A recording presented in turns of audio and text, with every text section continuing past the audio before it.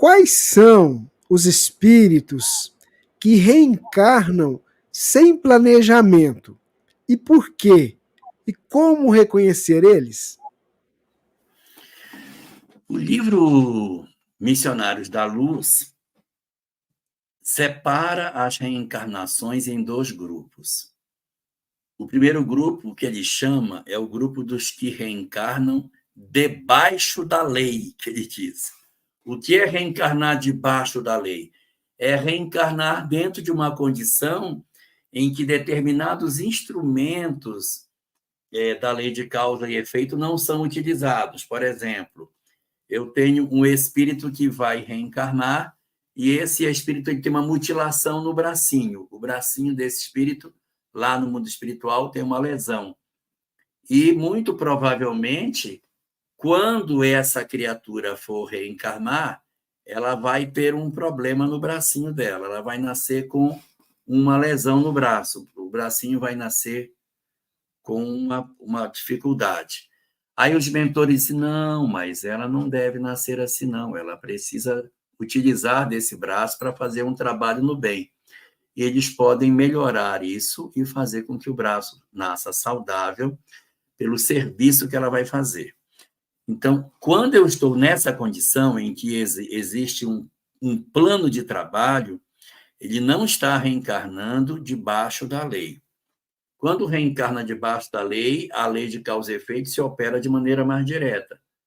As consequências da lei de causa e efeitos atingem o corpo de maneira mais efetiva. São esses casos onde não existe uma ação direta dos espíritos para tentar impedir com que um rim saia mal formado, que um braço seja mal formado, porque o espírito tem um plano de trabalho para executar, que a gente diz que são as reencarnações diretamente assistidas.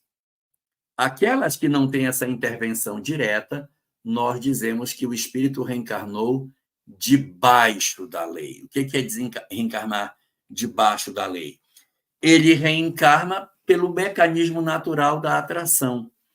E nesse mecanismo de atração que acontece, os espíritos eles podem ter uma condição onde mentores atuam para permitir com que as consequências aconteçam no processo reencarnatório, ou seja, ele vai reencarnar com todas as lesões, mas os espíritos têm um certo acompanhamento, mas ele não vai ter uma interferência direta.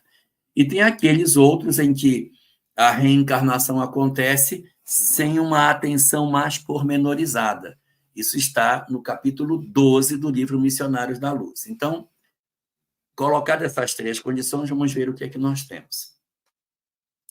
O primeiro caso que eu falei, dos que têm interferência para que as lesões do perispírito não aconteçam, são casos dos espíritos mais avançados, que têm débitos, mas têm méritos.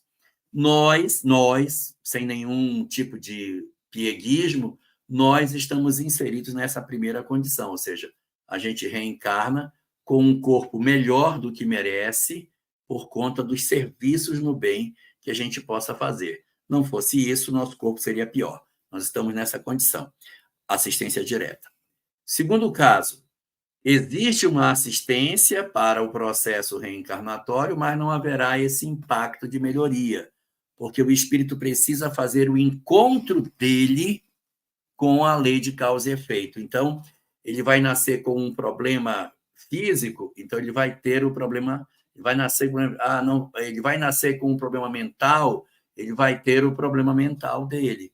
Então, ele vai ter, porque é o encontro dele com a lei. Existe uma assistência, mas a assistência não vai alterar. E existe o terceiro caso, que são para os espíritos mais iniciantes, espíritos saídos da animalidade, que estão fazendo as suas primeiras incursões na vida hominal, que estão começando, não tem nem karma, não tem nem encarnação para ter karma. Os seus laços de família são frouxos. Ele está construindo sua família. Olha para o passado dele. Ele não tem história. Então, essas entidades, como é que reencarnam? eu tenho uma coletividade de espíritos, então eu tenho um grupo de espíritos e tenho os mentores do grupo.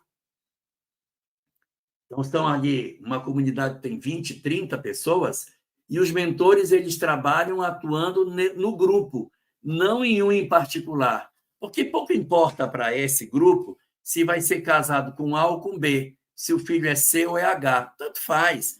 Para essas entidades iniciantes, os laços estão por se formar. Quando eu já tiver uma maior construção espiritual, com vínculos, débitos e acertos, aí começa diferente. Os mentores começam a acompanhar a gente de maneira mais próxima. Em síntese, quem passa por isso? As almas iniciantes saindo da animalidade, iniciando nas suas primeiras encarnações como homens. Nem toda doença obrigatoriamente significa que o espírito deve para a lei. Nós temos muitas situações em que a pessoa passa por doenças até graves, mas são doenças para deixar exemplo. Então, por exemplo, o Chico tinha um problema no olho, um não funcionava, o outro era ruim, para deixar exemplo. Nós temos Irmã Dulce, nós temos Madre Teresa de Calcutá, todas elas com algumas sequelas. O próprio Francisco de Assis também tinha problema físico. Então, essas doenças são também possíveis, ou seja, eu tenho uma doença pelo aspecto positivo da alma, para deixar o exemplo de o que eu posso fazer, mesmo com a restrição que a vida possa me impor.